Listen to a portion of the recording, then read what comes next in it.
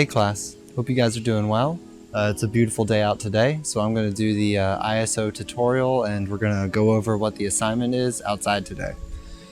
So ISO is essentially the sensitivity of your camera. So what that means is that it's basically increasing or decreasing the amount of grain and noisiness in your images so that you can take pictures in darker situations.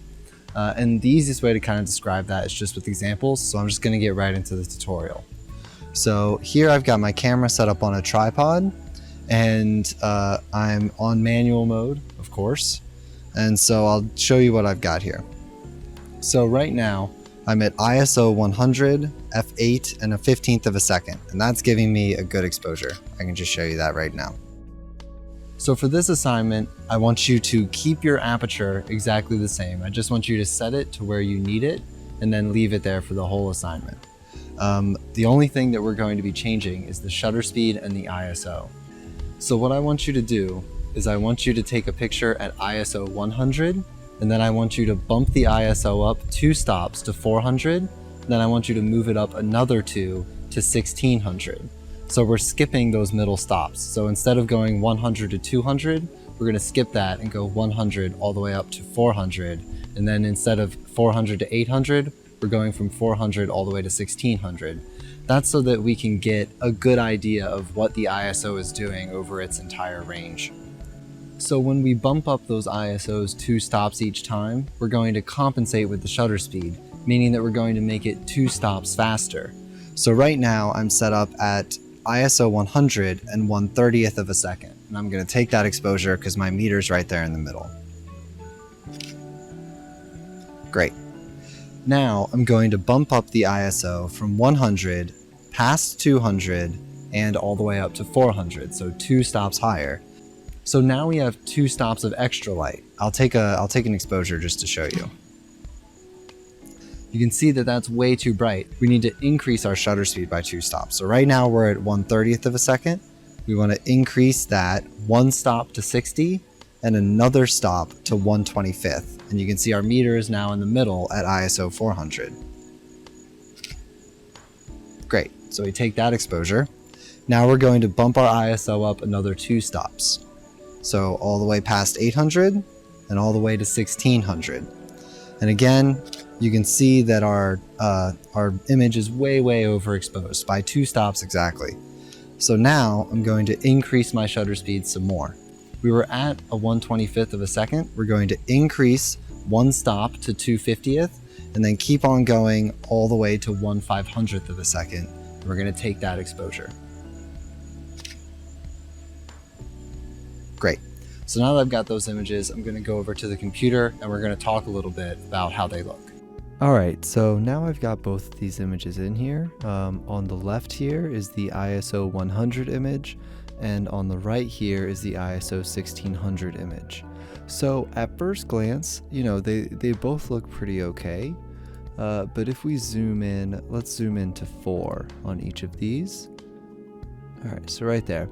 So even already you can see, you know, you have good detail here in the flowers, or on the leaves here, but really look at this smooth background here at ISO 100.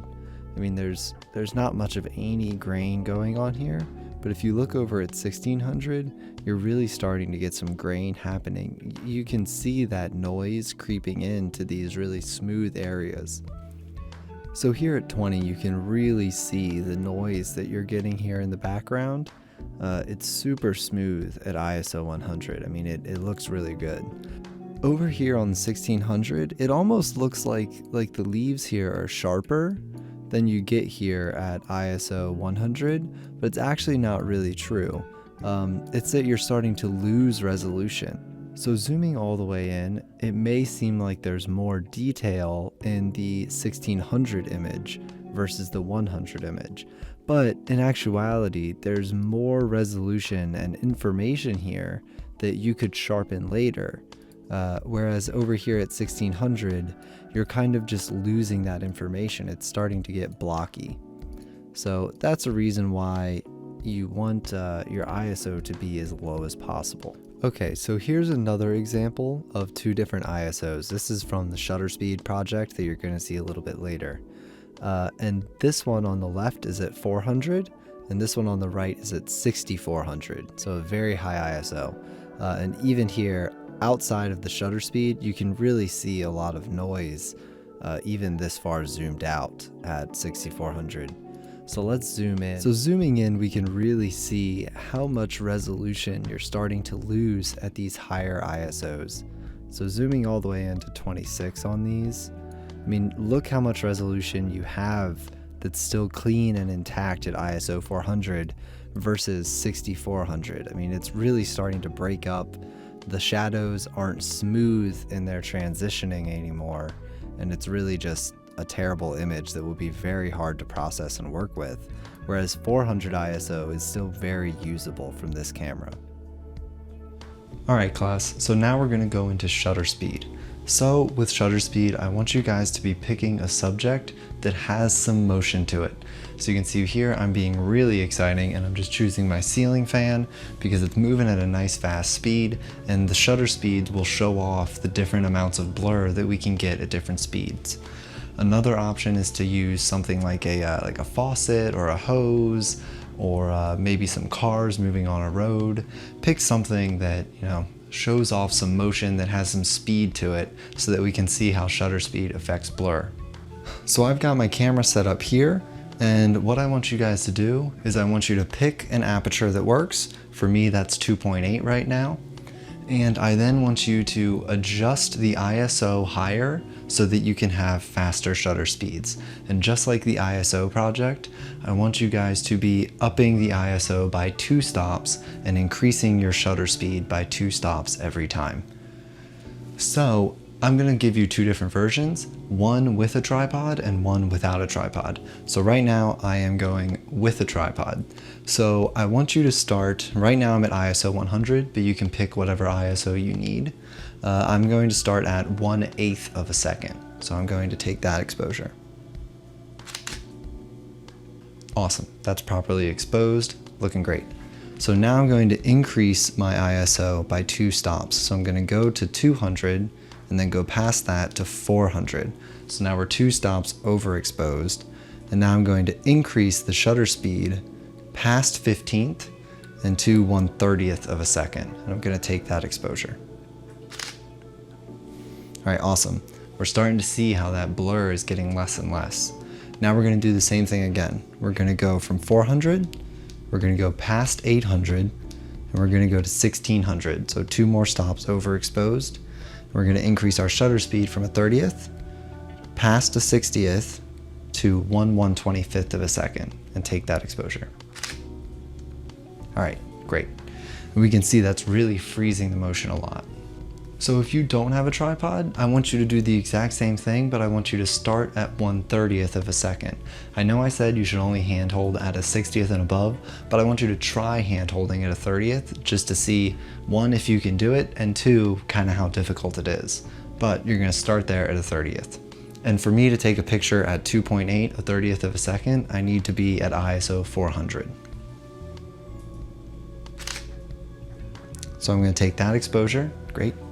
Now I'm going to increase my ISO 2 stops all the way to 1600, and I'm going to increase my shutter speed from 30th up to a 60th and all the way to 1/125th of a second. I'm going to take that exposure. All right, that motion is really starting to stop. So now we're going to go from ISO 1600 and we're going to go up past 3200. And we're going to go past that again to 6400.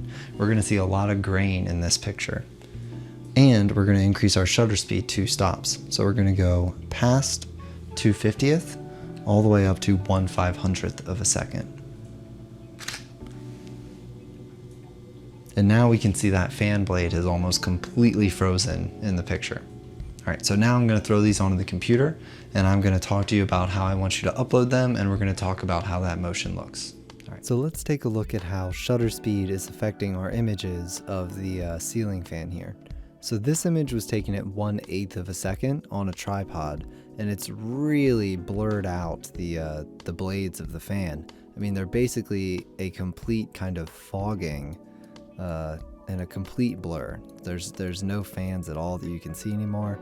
And it actually makes a pretty interesting kind of half opacity effect here on the top of the ceiling and around the mechanism of the fan.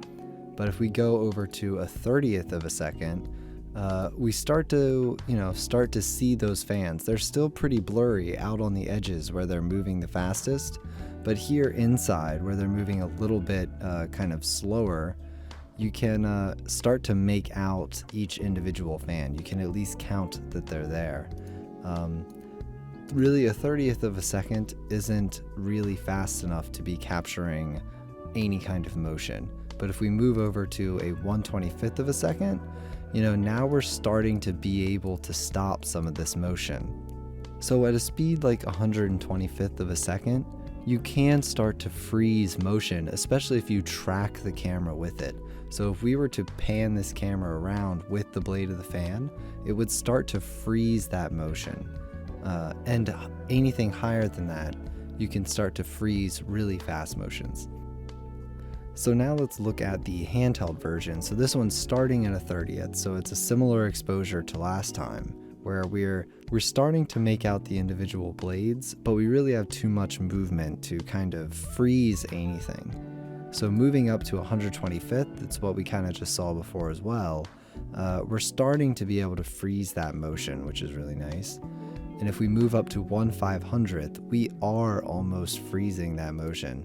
See, this blade here is completely frozen, mostly because it's moving toward us, so it's not really moving away from us as much as this out here. But at 1/500th of a second, you can freeze most kinds of motion that you're going to run into.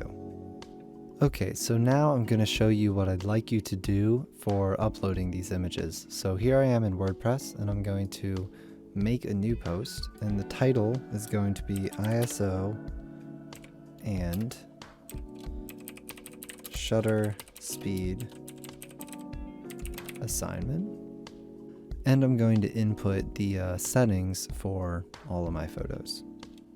Okay, so I'm going to separate this into the ISO project by itself, and then later I'm going to do the shutter speed project.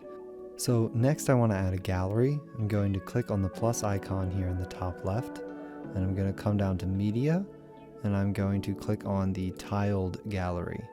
Then I'm going to upload, and I'm going to select my 3 images, and I'm going to click open.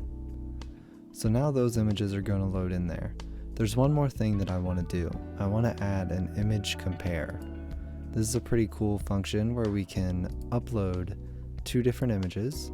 This one I'm going to put the ISO 100 on the left, and then I'm going to put the ISO 1600 on the right. And it's going to load both those images so that we can scroll back and forth between the 2 versions. It's pretty neat.